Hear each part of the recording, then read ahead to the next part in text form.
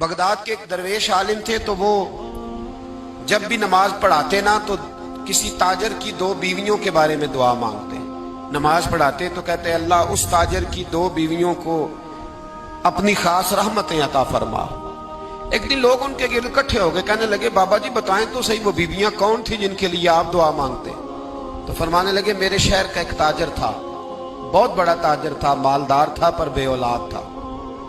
उसे बगदाद से मुल्क के शाम जाना पड़ता था तिजारत करने, और कई कई महीने उसे शाम के मुल्क में रहना पड़ता था। उसने इस तरह किया कि वहां भी एक शादी कर ली। अब वो वहां कुछ ज्यादा वक्त गुजारने लगा, मालदार आदमी था, बीवी को मकान भी लेके दे दिया। अब वो जरा देर से आता वापिस, और जब आता भी तो उसके वो वाले अंदाज ना होते जो पहले हुआ करते थे। अब बीवी से बड़ा जासूस भी कोई नहीं होता, उसको तो पहले पता चल जाता है कि माजरा क्या है, उसे बड़ी खबर होती है। वो कहने लगी अब के जब आता जाता है तो इसके हालात कुछ बदले बदले से हैं, माहौल कुछ और है।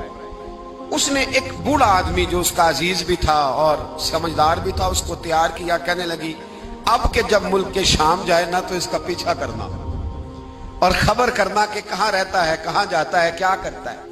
वो बूढ़े बुजुर्ग जो थे वो खातून के कहने पर कुछ उसने किराया भी दिया।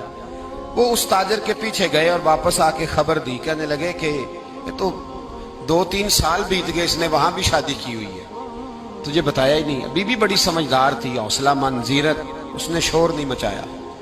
उसने कहा कि मैं ना अब जब आएगा ना तो तरीके से बात करूंगी और पूछूंगी कि ऐसा क्यों किया। और ये भी उसने आके बताया कि अगर तेरे साथ निकाह के बाद उसे औलाद नहीं मिली तो औलाद वहां भी कोई नहीं, कि मुकम्मल तफसीलात। अब जब इस दफा खामंद आया तो आते ही वो बीमार हो गया, कमजोर होने लगा। अब खातून ने मुनासिब नहीं समझा कि आते ही धड़ाम से मैं उसके सर पर ये फोड़ दूं कि तूने निकाह किया हुआ है और मुझे बताया नहीं। वो जरा तसल्ली में रही, कुछ वो बीमार था, हौसला रखा, खिदमत करती रही। कुछ दिन गुजरे तो वो ताजर इंतकाल कर गया, फौत हो गया। अब राज खुल न सका, इद्दत गुजारी, और जब सारा माल जमा किया ना तो अशरफियों की बोरियां भर गई। सारा माल उस बीबी का, 4 बोरियों में अशरफियां, 4। यहां तो पेट का दोज़ख है, माज़ अल्लाह भरता ही नहीं। हल मिन मजीद, हल मिन मजीद। वो जो कहते थे ना कि बस बाहर चला जाऊं और बाहर मैं कुछ थोड़े से पैसे कमा के 2-3 साल में लौट आऊंगा, फिर यहां आके कोई कारोबार करूंगा, वो गए हैं तो वापिस नहीं आए। वो जो कहते थे ना बस मैंने इतना सा कारोबार करना है कि मकान बन जाए, उन्होंने 4 मकान भी बना लिए हैं, लेकिन ब्रेक हल में मजीद की दौड़ है। अब 4 बोरियां उस औरत ने छुपाए रखी। कोई बंदा नहीं जानता बगदाद में कि मुल्क के शाम में ताजर की दूसरी बीवी भी है। जब वो फारिग हुई तो उसने उस बूढ़े जासूस को फिर बुलाया और 2 बोरियां ऊंट पे रखी, खुद भी साथ बैठी और मुल्क के शाम गई। अल्लाह अकबर। वह बुजुर्ग कहते हैं मैं ऐसे ही नहीं दुआ करता। उसको जाके कहने लगी मैं अकेली वारिस नहीं हूं, आधे की वारिस तू भी है।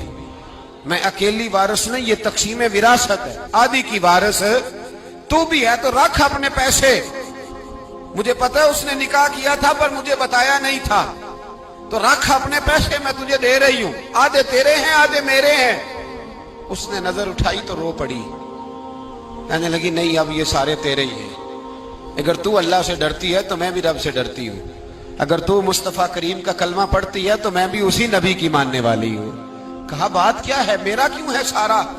तो वो खातून कहने लगी वो 2 साल 3 साल से मेरे साथ निकाह था और उसने बताया था मुझे कि मेरी बीवी भी है, और मैं गरीब थी तो मेरे वालिदैन को भी बताया था कि मेरी दूसरी शादी है। ये मकान उसने मुझे लेके दिया था, मेरे तमाम अखराजात वो पूरे करता था, नानो नफका का ख्याल रखता था। लेकिन अब के जब वो आया तो वो बीमार था।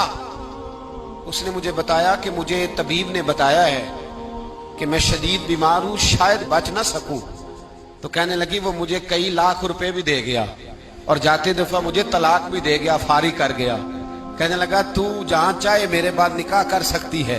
और कहने लगा मैं चाहता था पहली बीवी को बता दूं, मौका नहीं बना और उसका दिल ना टूटे, बता नहीं पाया, लिहाजा वो मुझे ढेर सारे पैसे दे चुका है, सारा मेरा हिस्सा मुझे पहले से दे चुका है। मेरी बहन اب یہ 4 बोरियों में से 2 मेरी नहीं बल्कि 4 की 4 ही तेरी है, तू ही इसकी हकदार है। तो बुजुर्ग कहते हैं मुझे बताओ जिनके अंदर इस किस्म के तकवे की झलक हो उनके लिए हर नमाज के बाद दुआ मांगनी चाहिए कि नहीं मांगनी चाहिए?